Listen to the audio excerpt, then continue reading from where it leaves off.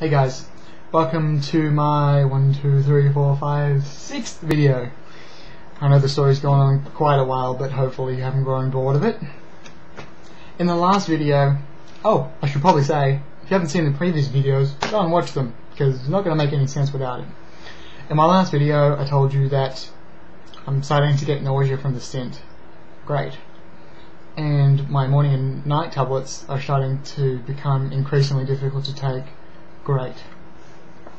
So it's around about this time that my dietitian comes to see me and tells me that I have problems, major problems, with my protein levels, which is not good. And the dietitian will not release me until I'm taking at least 50 mils of protein a day. Now, you're probably thinking 50 mils, that's not much. I have 80 mils in my diet each day. You might, I don't have 80. But at this time, you have to realize that it's now been 27 days since I've eaten anything, and I'm now only just starting to eat foods. They've finally put me back on puree, so I can get my father to bring me foods. My dad, who visited me every day I was in hospital, and gave me massages and things like that, and walked with me. With an absolute sad, I don't know what I would have done without him. And my mum and brother also came down during the early stages, and I really appreciate that as well. I have to throw that in.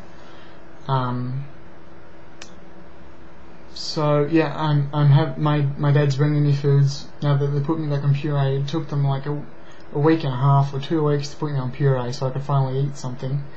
And my dad's bringing me KFC potato and gravy, which is my favourite on the puree diet. And she's telling me I have to take 50 mils of protein a day.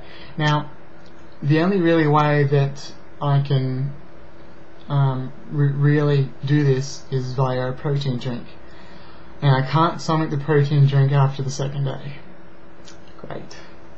It's too thick. It's like custard, so you can't drink it fast. And it tastes way too sweet. It tastes like liquid caramel, which you're probably sitting there going, liquid caramel, oh my god, give me some. But I'm experiencing nausea because of the stint. I'm not eating very much, and it's really thick. And that was pretty much the lifeline of getting me out of there. I needed to drink that particular brand. Now there was 3 different brands. Each had a different protein level, and this was the highest protein level per meal of liquid, and that was only because it was really thick. So if I was to have a different brand, I would have to drink 2 cartons to get the same amount as 1 60ml shot. But the difference was I would be able to drink the carton instead of, it would be like, I would guess, melted chocolate consistency of the one that I was currently on. So on the second day, I can't stomach the protein drink anymore, and I tell the dietitian, and she says, well, I forget the brand. We'll call it brand X.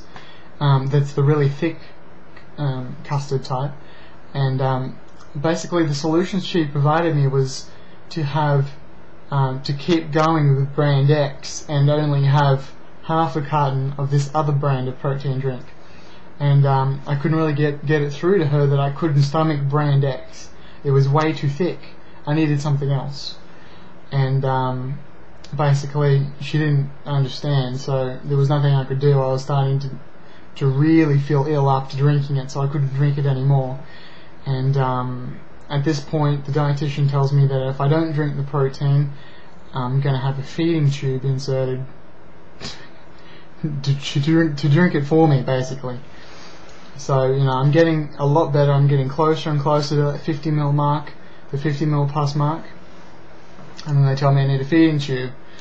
So I don't really know what happened. I think I was starting to get more protein in what I was eating.